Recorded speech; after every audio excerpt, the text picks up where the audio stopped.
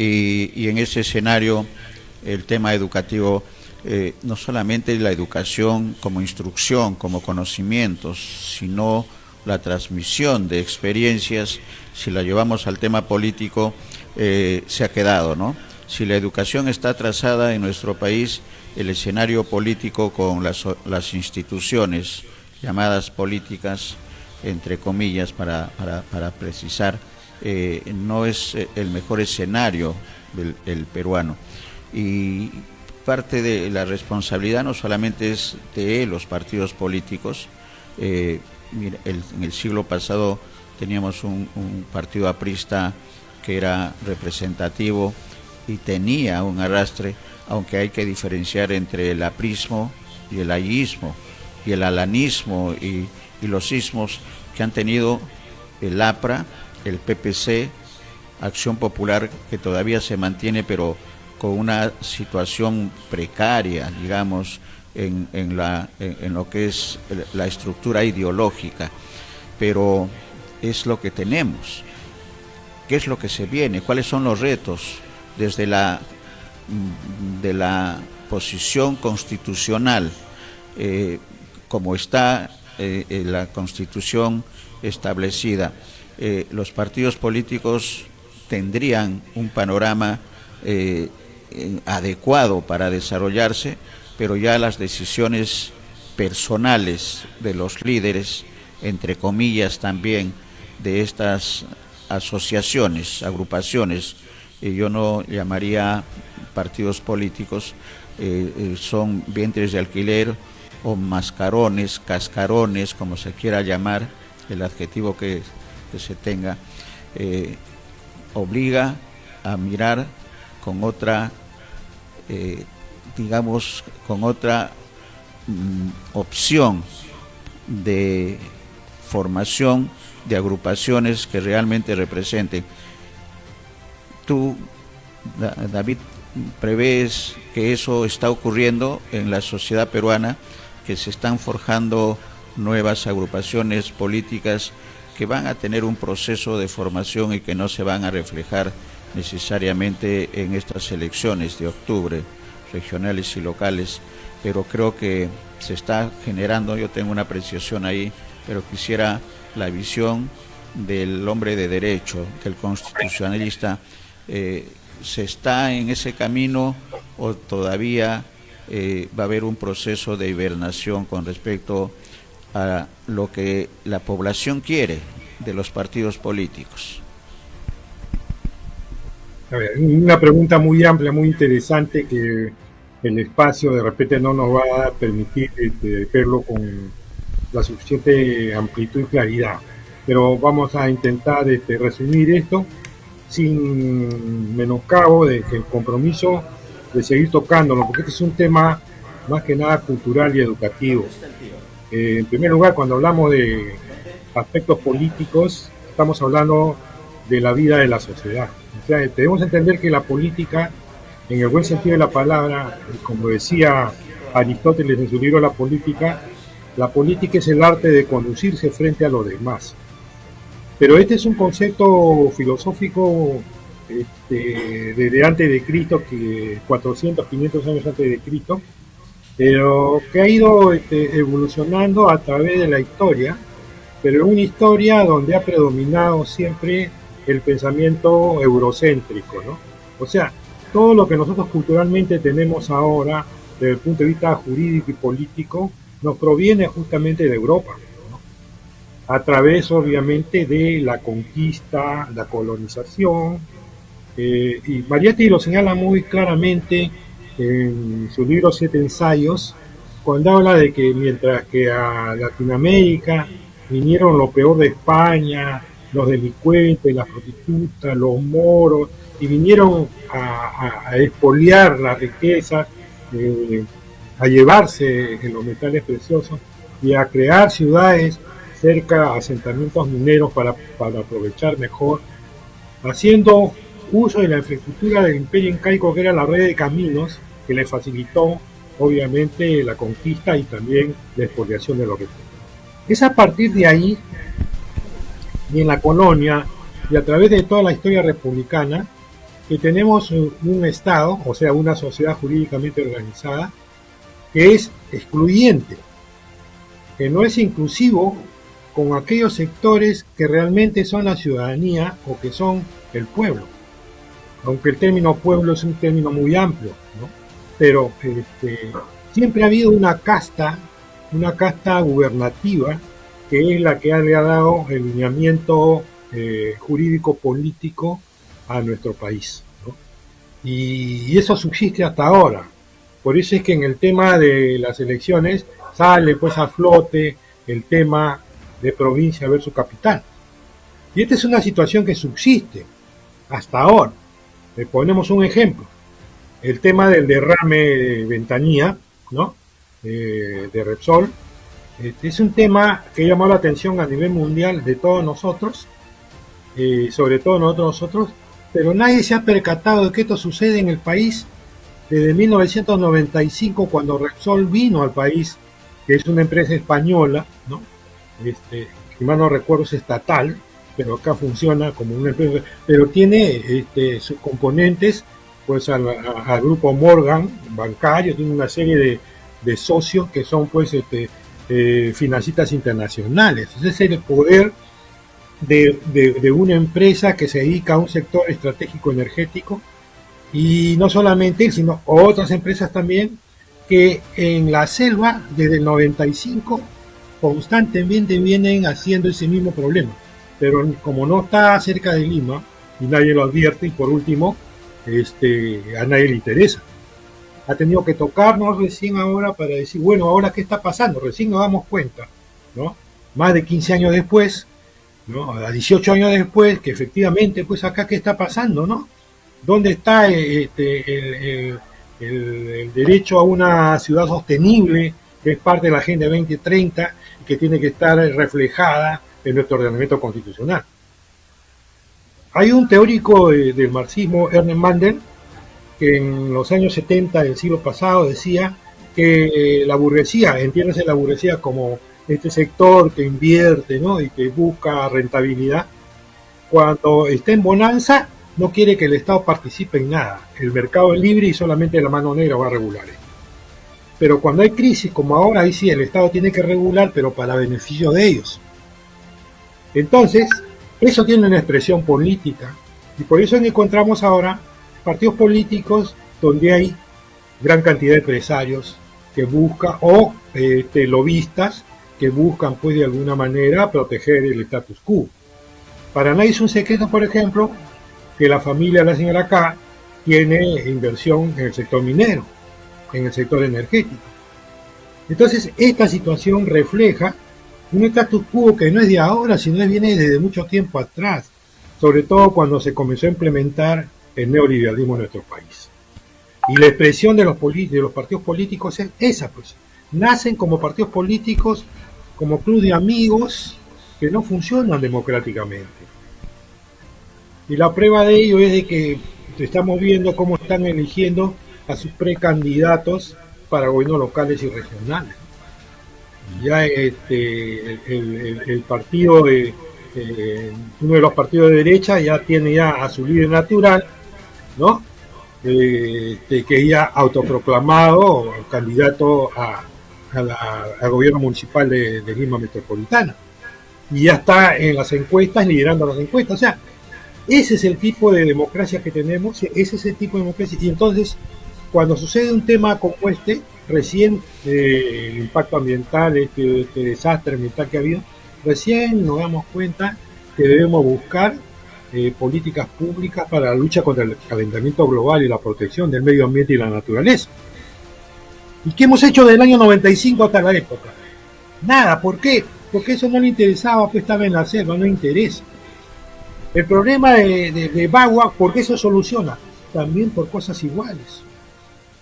Entonces, acá hay una hipocresía política de no querer sincerar las cosas. Miremos al Perú profundo, miremos al Perú en toda su amplitud, no solamente porque Lima es la capital del Perú y es el 30% de la población, solamente cuando sucede en Lima, ahí sí no tenemos que poner a ver qué cosa es lo que se puede hacer. Pero ¿después de cuánto tiempo? ¿Después de cuánto tiempo? Y ahora, como el neoliberalismo, para seguir funcionando económicamente en época de pandemia también, para seguir manteniendo su rentabilidad, tiene necesariamente que flexibilizar la protección de los derechos humanos y los derechos ambientales. Hace el ejercicio político, económico, la presión para que no se toque su rentabilidad. Igual sucede con los medicamentos. O sea, estamos en un país que aparentemente es una democracia representativa, pero que en esencia quien manda, quien maneja es el gran capital, porque las políticas económicas se dan en función a los grandes intereses y a sus interlocutores en el país. Y entonces tenemos pues un conjunto de monopolios que están legalizados, ¿no? Y que funciona, por ejemplo, el caso de los medicamentos. En esta época donde la demanda de los medicamentos ha ido increciendo y el 57% de la población tiene dificultades para conseguir trabajo en estos momentos. Y cerca del 80% de la población económicamente activa es informal.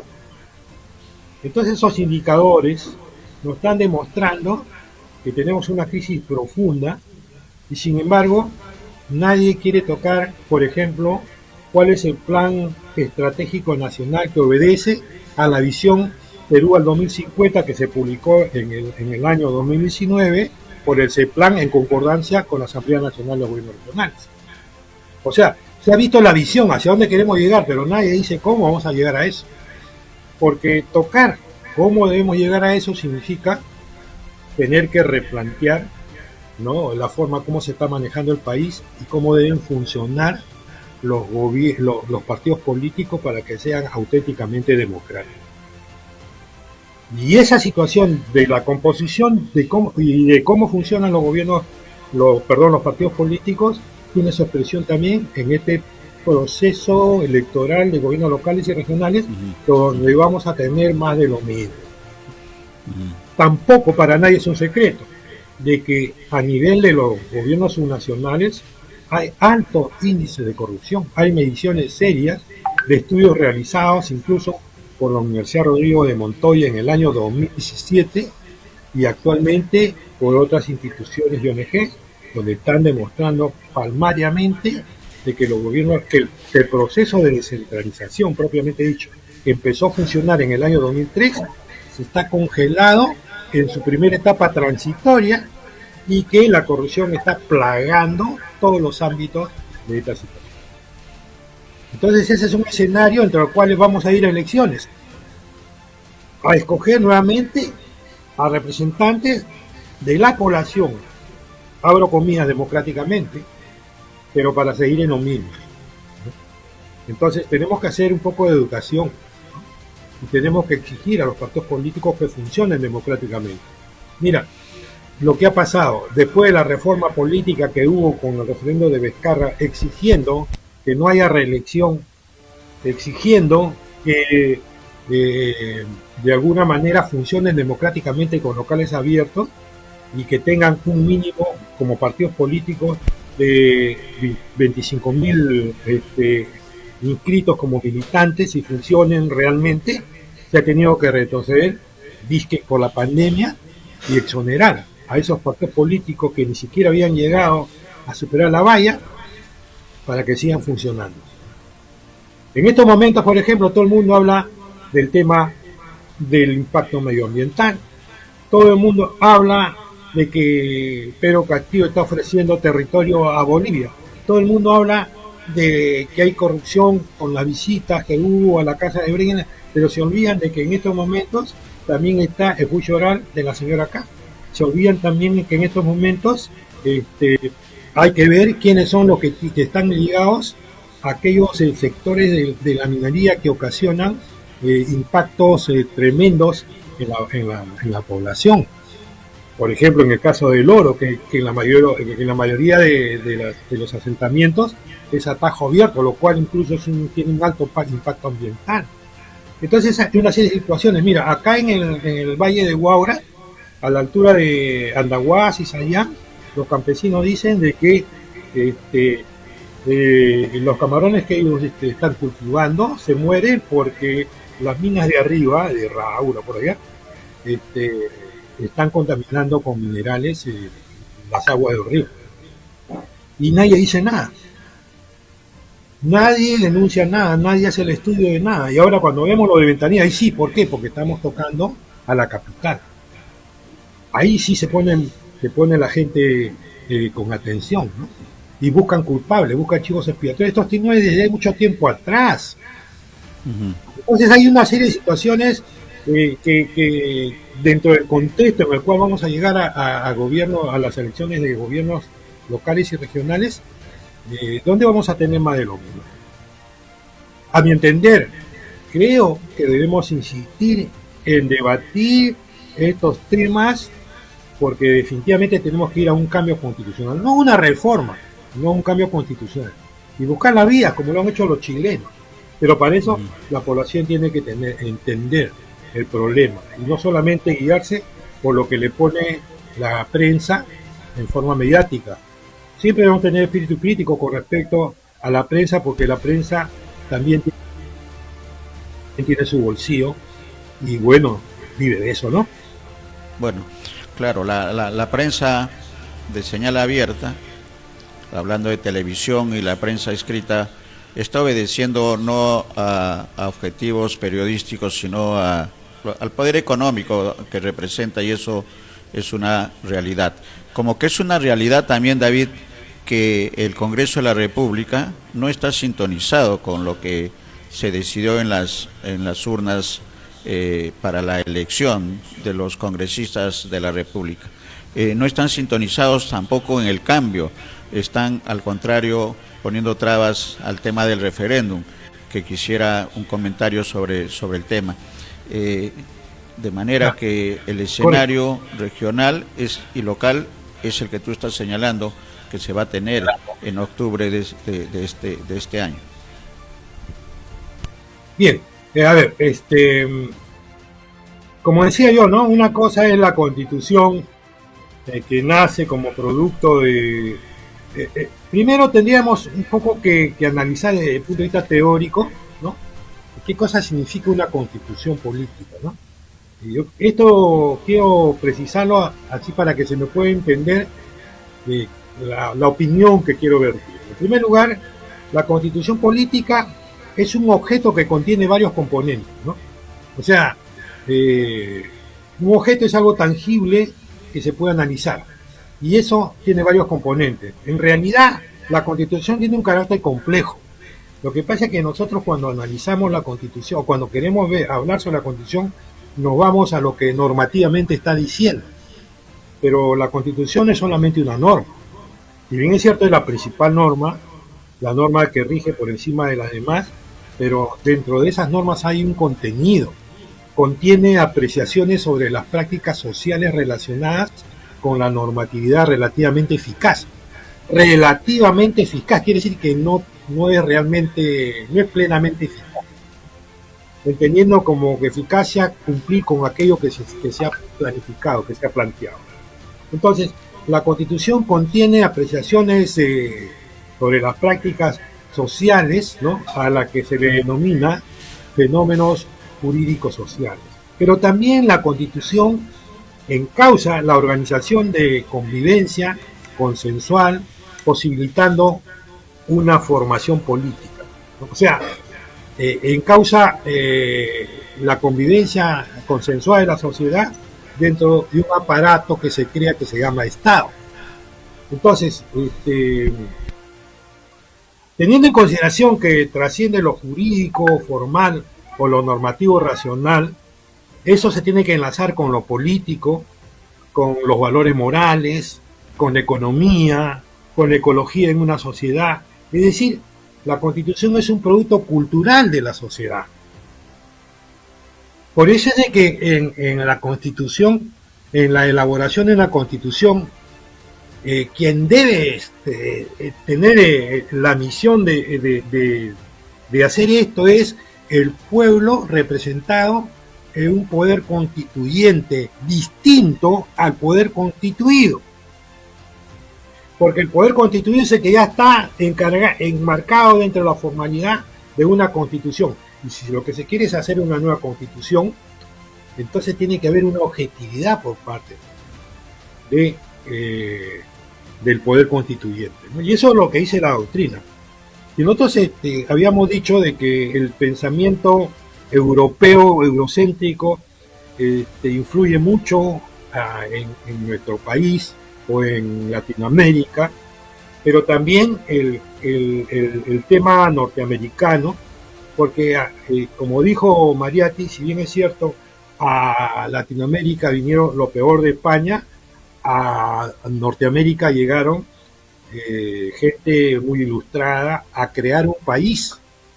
Y crearon colonias y crearon un país. Se basaron en la agricultura porque ahí no había oro, no había, en cambio acá había todo para expoliar. Y mientras que en Latinoamérica los españoles se mezclaron necesariamente con la gente aborigen para crear un mestizaje, en Norteamérica no lo hicieron así. Al contrario, los arrinconaron en reservación. Entonces, hay una diferencia entre el pensamiento anglosajón y el pensamiento del sistema latino, que es el que nos corresponde dentro del pensamiento europeo. Entonces hay una diferencia de concepción societaria. Entonces nosotros siempre tomamos como ejemplo de democracia y de constitucionalismo a Estados Unidos, pero Estados Unidos no tiene mucho que ver con nosotros. Nosotros tenemos una cultura diferente. Por eso es que ahora se habla, por ejemplo, de buen vivir, ¿no? De un poco reconectar el pensamiento individualista con el pensamiento socioecológico que nos permita percibir que nosotros somos parte de la naturaleza y que tenemos que cuidar a la naturaleza para poder subsistir como especie humana. Por eso es que uno de los grandes puntos de la Agenda 2030 es la lucha contra el calentamiento global, es el agua, el cuidado del agua potable, ¿no? Y las políticas públicas de los estados que han suscrito esa Agenda 2030, dentro de las cuales está el Perú, tiene que estar ahí. La pregunta es, ¿los que llegan a Congreso toman en consideración esta situación? ¿O es que el Congreso es una componenda para garantizar determinados intereses grupales o particulares? Y pese a ello, ¿no? Pese a ello, encontramos nosotros que forma parte del aparato del Estado, ¿no? Formalmente eso tiene que ser así. Y bueno, la resultante de ese status quo es simplemente lo que estamos viviendo ahora y que tú lo acabas de referir. Congresista que llega ahí, es bien raro que pueda dar cuenta de lo que está haciendo a la población que lo eligió.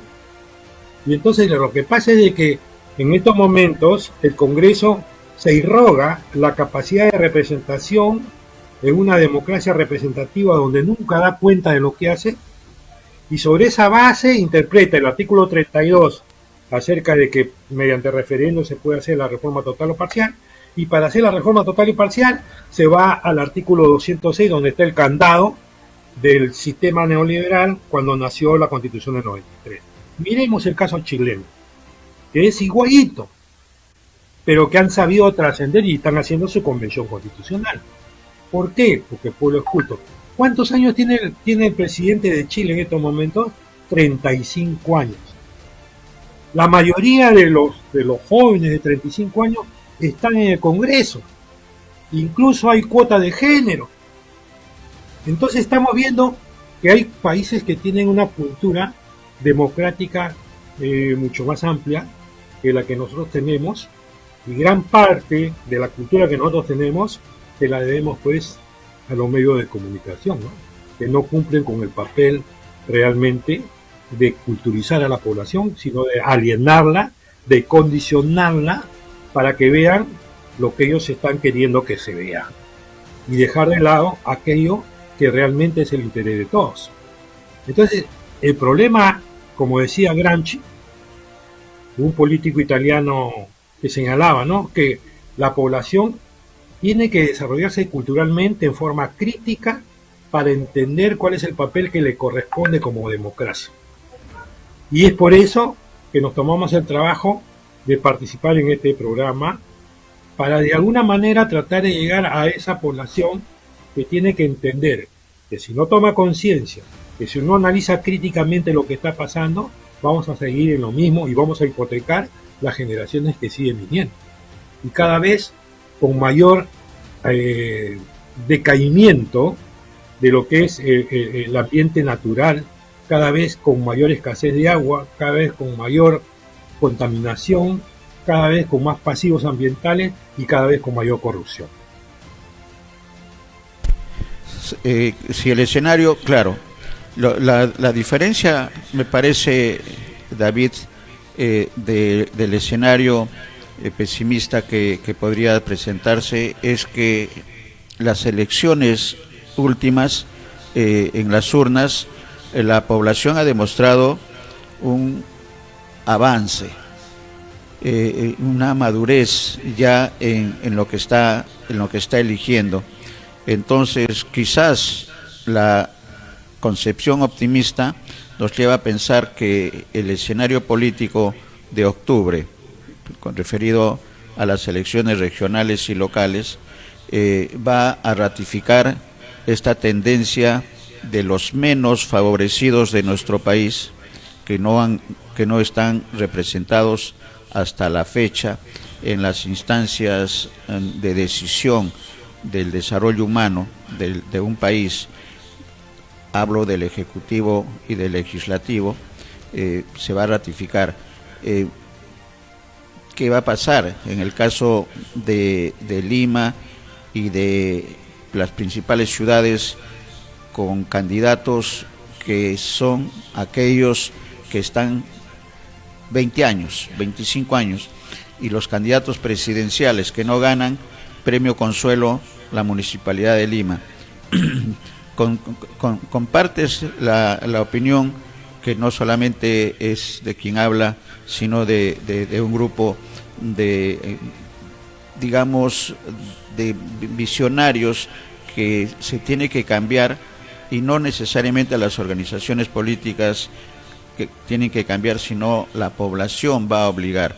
Se está formando una corriente de opinión muy importante en esa línea, que hace prever que puede cambiar las condiciones, pero si tenemos un Congreso que está obstruyendo, que no avanza en la medida que la votación señaló de necesidad de cambios, ¿qué es lo que podemos esperar con un escenario difícil electoralmente, pero ideológicamente que considero que hay un avance? En lo ideológico me refiero a un mejor conocimiento de la población, en saber diferenciar lo bueno de lo malo. A golpes, dice el dicho popular, se aprende, y creo que en ese proceso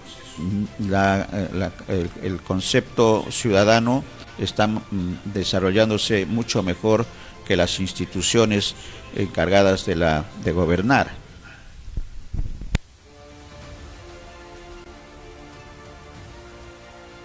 ¿No? A cocachas aprendí, dijo, creo que era Nicomedes Santa Cruz, no recuerdo bien quién.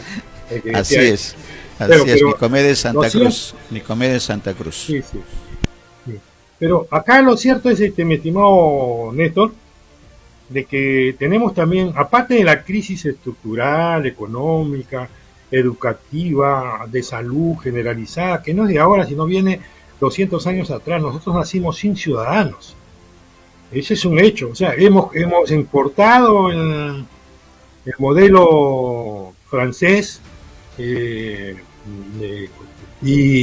en un país donde el 94% de la población era indígena y esclavo y mestizo, y solamente el 6% eran los que realmente la clase gobernante, ¿no? Y eso es lo que ha acontecido en la mayoría de los casos.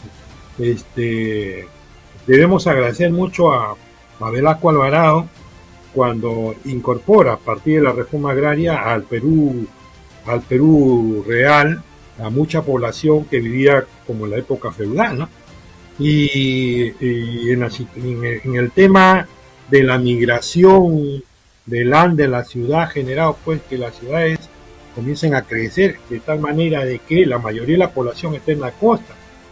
Pero siempre había un centralismo, por más que la aspiración eh, democrática o la aspiración de un desarrollo, y hay que entender también que el desarrollo tiene muchos aristas, el concepto de desarrollo tiene muchos aristas.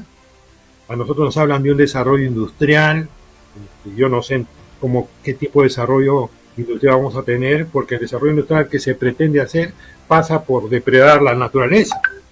Entonces, vemos a la naturaleza como si fuera una cosa y no como nuestro escenario en el cual nosotros debemos vivir. Entonces, ahí hay una concepción cultural que no se está trabajando. Por eso es que vemos, si tú ves las estadísticas de la Defensoría del Pueblo, más del 70% de los conflictos sociales que hay en el Perú tienen naturaleza de carácter medioambiental. Yo digo esto ¿por qué? Porque conjuntamente con el tema económico, el tema medioambiental es fundamental para la vida en nuestro país y en el mundo también. Somos uno de los países con mayor diversidad climatológica y como consecuencia de ello con mayor impacto, ¿no?, del calentamiento global. Y se están desapareciendo todos los años miles de especies vivas y las fuentes de agua se están reduciendo geométricamente. Entonces, ¿qué va a pasar si nosotros no tenemos políticas para mediatizar por lo menos ese impacto, ¿no? Y la prueba de ello ha sido pues justamente el derrame, ¿no? Eso ya haya mostrado toda nuestra desnudez, así como el COVID demostró toda nuestra desnudez como país. Tenemos un país ejemplo que estaba a punto de entrar al desarrollo, al país del club de los desarrollados, y ahora estamos con los pantalones abajo, tan pobres como antes, ¿no? Entonces, esa situación tiene su expresión política en partidos políticos que lo único que hacen es buscar cuidar sus intereses. Por eso, de repente, tú estás sacando una conclusión de que hay una negatividad. Pero yo creo en lo siguiente, y me guío por las palabras que le escuché a la señora acá cuando decía, ¿no?, que ellos no iban a permitir que el comunismo se apodere de los gobiernos locales y regionales, porque depende mucho para la estabilidad de la gobernabilidad a nivel nacional el resultado de las elecciones a nivel regional y local, sobre todo la local, porque son los gobiernos más próximos al ciudadano y donde el ciudadano puede participar directamente en la gestión. De la importancia que tiene un gobierno local. Sin embargo, en la mayoría de los gobiernos locales, por no decir todos, hay altos índices de corrupción. Entonces, ¿cuál es la antítesis de eso? O sea, no es el caso de un partido político o de un líder, tiene que ver un trabajo a nivel de toda la sociedad civil, ¿no? Pero también hay que entender que dentro de ese espacio de sociedad civil hay contradicciones de intereses incluso. Entonces es un trabajo cultural no a corto plazo, a mediano plazo quizás. Dentro de ellos también va el tema pues del cambio constitucional. Entonces, en estos momentos lo que hay que garantizar es que el poblado por lo menos sepa qué es lo que está pasando en nuestro país, para que vea que entre los candidatos que van a postular, tanto a nivel local como regional, quién de ellos pues dice algo que realmente es verdad y quién promete algo que nunca va a cumplir. Eso es lo primero. Sí, yo creo que ese es el camino.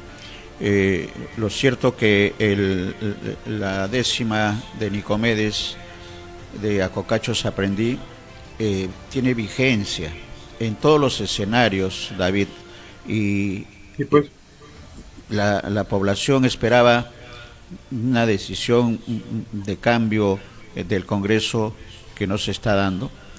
Esperaba por lo menos hasta ahora del Ejecutivo con un presidente no mestizo, no criollo, si nos remontamos a la época española, que es la herencia que tenemos y que es la clase política convertida en estos tiempos, tampoco se está dando, por lo menos hasta este momento. Pero en esa línea yo lo que veo es que hay un avance permanente, lento, pero permanente, de mejor conocimiento, a pesar de las limitaciones de educación y del manejo de, de, de los medios de comunicación, el manejo de intereses políticos, económicos principalmente, para la manipulación de la población. A pesar de eso, yo lo que aprecio y la ratificación está en lo que ha ocurrido en las urnas, en las elecciones presidenciales y legislativas, un avance sostenido que tiene que tener su conclusión democrática. Lo otro es que se puede estar forjando una olla de presión social que nadie lo quiere, pero que no lo ve la clase económica, el poder económico que está que está manejando el tema político de nuestro país. Sin embargo, el tema que puede ser, digamos, negativo, pesimista, esperamos que los cambios se tengan que dar en el escenario que tenga que generarse democráticamente. Difícil, la Constitución se tiene que cambiar, pero se le están poniendo obstáculos a nivel del Congreso. Pero miremos con la esperanza de que las cosas estén cambiando, y quien tiene que decidir eso es el soberano. Y no ponemos al pueblo como una definición abstracta, sino como una realidad de que la única alternativa de cambio se tiene que dar en ese escenario, de abajo hacia arriba y en democracia. Así es. Bueno, yo quisiera simplemente añadir ya para finiquitar mi participación, traer a colación una de las conclusiones de la Comisión de la Verdad y Reconciliación, que a mi entender es un documento bastante completo para saber qué es lo que pasó en nuestro país durante 20 años, en la época que se dio todos estos hechos, y decía lo siguiente, un poco parafraseando la frase de Marx que decía, ¿no?, que la historia se repite, cuando ha sido tragedia se vuelve a repetir, pero como comedia, ¿no? Y la Comisión de la Verdad decía lo siguiente, que si nosotros como pueblo no tenemos memoria histórica para entender lo que ha pasado, no solamente en la guerra interna, sino desde que fuimos conquistados por España. Y algo curiosísimo, Repsol es una empresa española, estamos condenados a volver a repetir todo lo que ha pasado. Entonces, mi exhortación es a que procuremos tener memoria histórica.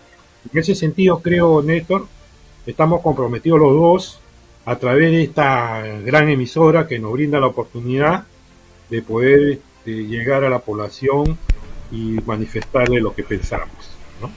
Eso es lo que quería acotar en estas palabras finales, estimado Néstor. Excelente la reflexión. Gracias como siempre en nombre de nuestros televidentes, porque lo que hacemos es el comentario y que nuestra audiencia, nuestra teleaudiencia, saque sus propias conclusiones, que forme opinión, que creo que eso es la tarea que no se está cumpliendo en todos los medios de comunicación, pero en BIS estamos comprometidos como institución, como profesionales, de la que forma parte también David, y que estamos empujando en lo que significa el desarrollo humano de los peruanos.